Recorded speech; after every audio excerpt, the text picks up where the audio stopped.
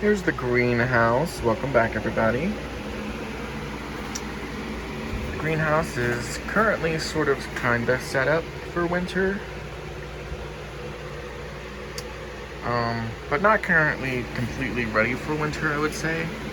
I would like to invest in some bubble wrap or something for the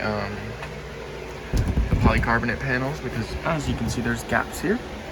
And I would like to trap as much heat as I can in this winter, because I feel like we're going to have a harsh winter this year.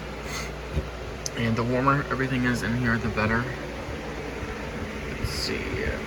And what I mainly have been struggling with is where to put the nepenthes so they won't get scorched, so they won't be getting too less light, too much light, that kind of thing. So I use the Miranda, which is this one. The nepenthes Miranda has an indicator. As long as the leaves slightly blush red, we are fine. And I also use this as an indicator. As long as the leaves are a little bit red, slightly blushed, like this when they first emerge, perfect. And if truncata is happy and throwing out pictures and leaves, then everything should be fine. This guy's been putting out huge leaf jumps like crazy. Of course, we've got my huge giant ventrata in here. Looking a little sad, but I tried to trim it up to the best of my ability before I moved it in here. But there was just some pictures that were just like, okay, you're over halfway brown, and you gotta stay because you're still green, but, you know. And then we've got some things that did really good this year, surprisingly, like Gymnamphora, super cute little guy. Zoloei ventricosa. This is the, gosh, what is the name of it? Not the Zoloei ventricosa red, but Incubus? No, something like that. It's basically the same thing. Here's a little tiny picture. Super colorful little thing. And then it just opened one down here, actually. So, yeah. And then we've got Nepenthes Rocco. At least I think that's what it is. Cute little guy. It's actually flowering. Oops. It is a female. There's another picture here. Like I said, super colorful little thing. And then we've got Ventricosa hamata. Pictures everywhere. It's one of my toothiest plants I've got, besides my Burkii, Burgiae Edwardsiana, which is right there. Which even at that size, you can see has a crap ton of teeth. Oops. Yeah. It's starting to picture again, which is nice. It hasn't pictured all summer, I'm assuming, because the temperatures have just been all over the place. My Nepenthes Ime. Super excited for this guy to get those toilet bowl pictures. This one's very similar to Nepenthes Maxima, which I do not have anymore. Nepenthes sanguinea. This thing has not stopped picturing since I got it, and it's just, there's 3 of them in there, but they are non-stop picturing. Rebecca Soper is the same way. I want to say this one is, it's got albo marginata in it, Ventricosa rancipina albo marginata or something like that. I don't know. And then of course we've got Stenophylla here, waiting on a picture from it. Got Nepenthes, Lady Luck in there, Rihanna, which throwing out these nice pictures. And I found a little, I don't know if it's a hack or whatever, for bigger pictures on these guys. But for bigger leaves, less light, obviously, then they'll stretch a lot longer, and the tendrils will get really long.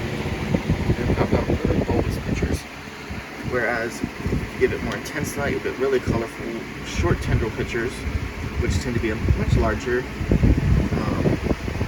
But either way, it's still a pretty plant. Still a very gorgeous plant. One picture comes in, another one fades out. It usually holds about 3 pictures pitchers at a time for me.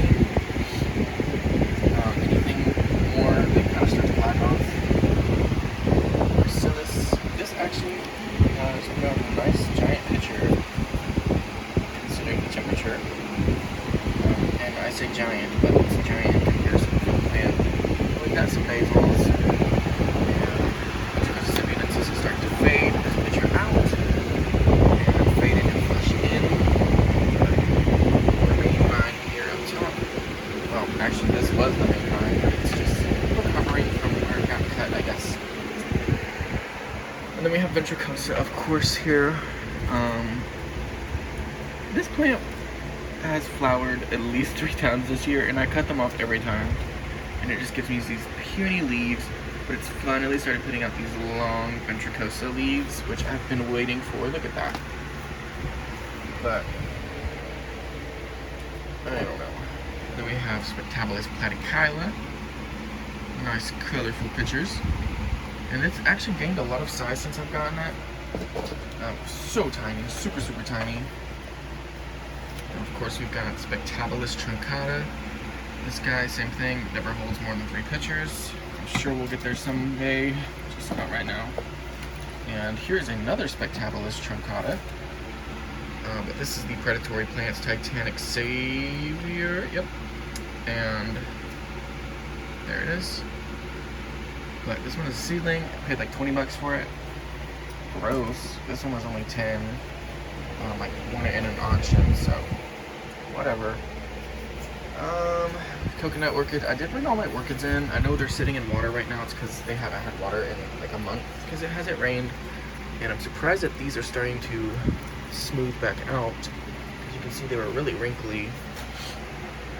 And then of course we've got my Encyclia tampensis here. There's a few of them over here. These all came from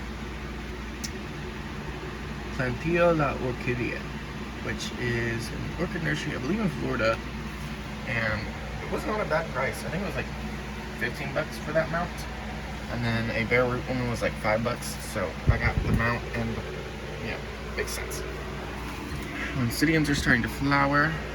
And then Leucophylla, love my Leucophyllus. They have really started to explode. They shot up these pictures, I want to say a week ago. The one in the back has a Leda in it, I think. It's a hybrid. These came from Cruzon Botanicals, which is a carnivorous nursery near me. Yeah. Venus flytraps all look fantastic in here. Except the Drosera filiformis, which was right there, this little nub that you see, was a sundew. Very gorgeous sundew. Let's see, there's some remaining here. This is the red variety, and they have also started making their little buds. My main filiformis is back here. Look at how thick and chunky. My winter growing sundew, Drosera gamiana, has started to send out its winter vine, and this guy should be getting pretty tall soon. Gets about 1.5 feet tall, and then it flowers. Oops. Pinguicula primula flora. I'm not gonna move it, but there are tons of little babies popping up everywhere. Sandersonii down in here. Again, this plant was supposed to have already taken over the pot, but I guess it just grows really slow. I don't know why. Probably because it's submerged underwater. Let's take care of her and put it right there. Let's see. In the back we have one of my Hurricane Creek Whites. I believe that's clone F. And then up here is a different clone of Hurricane Creek White. This one was the larger division, and the one in the back was smaller. Whoops, there was the door. This one is clone E. Came from Little Carnivores. Herperea. This one I found in a nursery. It seems to be liking life at the moment. And I bought all of these minors right here for less than $40. And in these minors we have Sarracenia minor Okefenokee, which is just a variety. Sarracenia minor, or Sarracenia minor var minor, I should say, sorry. And then this is just your typical minor. I don't remember what the thing says. Pretty sure it just says Sarracenia minor on it. Yeah, just typical minor. And then this is some hybrid that I got from a nursery, which I didn't want, but I mean, now that I have it, I low-key kind of like it because the colors on it are awesome. It's a nice contrast to the minors. The flowers are looking like crap this time of year. These are just the typical flowers, and you can see they've already put up their phyllodia. Same with the Oreophylla. There's no pictures, all winter leaves, except for the seedling here. And these are all the Sand Mountain. Sorry. These are all the Sand Mountain variety, so it should be very identical.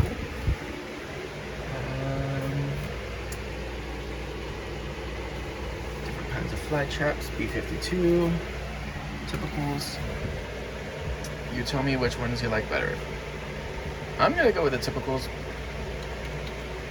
just cause. But they already have started going dormant, which is nice. Go ahead and get the trimming out of the way. I really regretted trimming everything this year, so I'm probably just gonna let everything kind of die back over here and let it do its thing until spring. But I'll be coming in here a lot over the winter because I have nothing else to do besides work. Yeah, and I'll probably just trim as I see things dying off. Like, this probably has another month or two left in it, and then it's getting cut off. These pictures came out really good this year on these guys. Never seen pictures this big on this plant. It's literally taller than the Leucophyllas, which is insane. I do have an ant plant in here. No ants in it, hopefully. I'm not gonna move it though to see. When I moved it, there weren't any, but hopefully there still aren't any. I do know there are ants in here though. However, they come from in the cracks. There's a ladybug.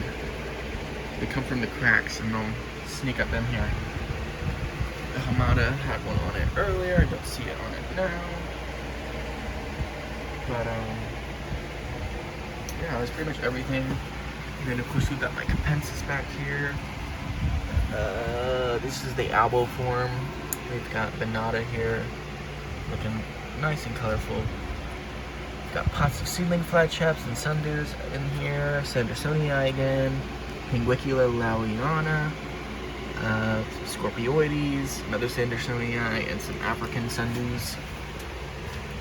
And then down here we've got my pot of Capensis, and then of course some hitchhiking Drosera intermedia, which cannot stay out of any pot. They're just everywhere, I tell ya.